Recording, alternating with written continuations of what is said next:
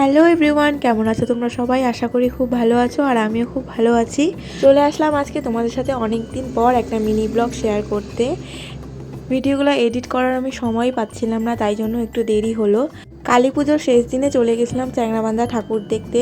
কি ভাবছো, ঠাকুর দেখতে গিয়ে এত নাচানাচি করছি কেন? পাগল টাগল হয়ে গেছি নাকি? আসলেও আমরা সেদিন পাগল হয়ে গেছিলাম। যতগুলা প্যান্ডেলে গান বাজাচ্ছিল আমরা সব কটাতেই ডান্স করেছিলাম, কারণ ওরকম ভাইবস ক্রিয়েট হচ্ছিল যাতে আমরা ডান্স করতে বাধ্য হই। ওখানে প্রত্যেকটা প্যান্ডেল আমার খুব ভালো লেগেছে, যদিও বা সবগুলোর ভিডিও করা হয় নাই।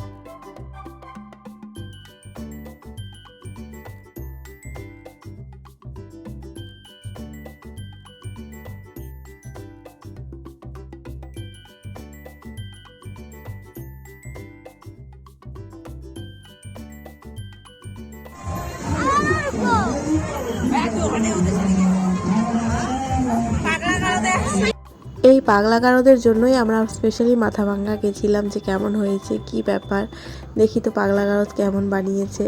তো জায়গাটা যদিও বা ছোট ছিল, বাট একদম রিয়েল মনে হচ্ছিল, যে একদম রিয়েল পাগলা গারদে চলে আসছি। আর ওরা যে পরিমাণে ভয় দেখাচ্ছিল, ওরে বাপ রে বাপ।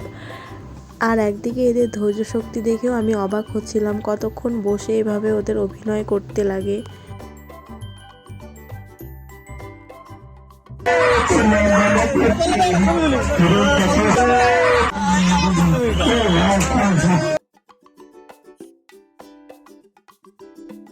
একবার গিয়ে কারোরই পোষায় নাই, তাই আমরা দ্বিতীয়বার আবার গেছিলাম সেখানে দেখতে।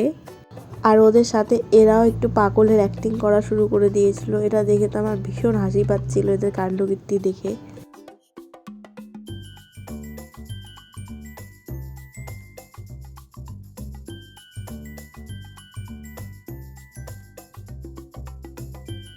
আমাদের প্যান্ডেল খুঁজতে খুব একটা অসুবিধা হয় নাই, কারণ ওখানে একটা ভাই ছিল, ও আমাদের অনেক ভালোভাবে সবকটা প্যান্ডেল ঘুরিয়েছে। আর সবার লাস্টে ওরা যেখানে পূজা করে সেই প্যান্ডেলে নিয়ে গেছিলো।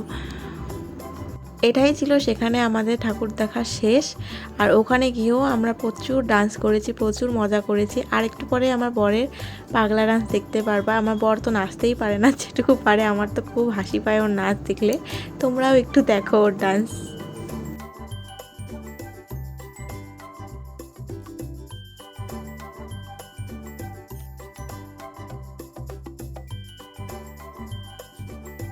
ঠাকুর দেখতে গিয়ে এরকম এক্সপিরিয়েন্স আমার ফার্স্ট টাইম হলো।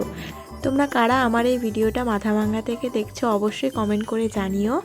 তো ভিডিওটা এখানেই শেষ করলাম। ভালো লাগলে অবশ্যই একটা লাইক কমেন্ট করে দিও। দেখা হচ্ছে পরবর্তী ভিডিওতে। টাটা।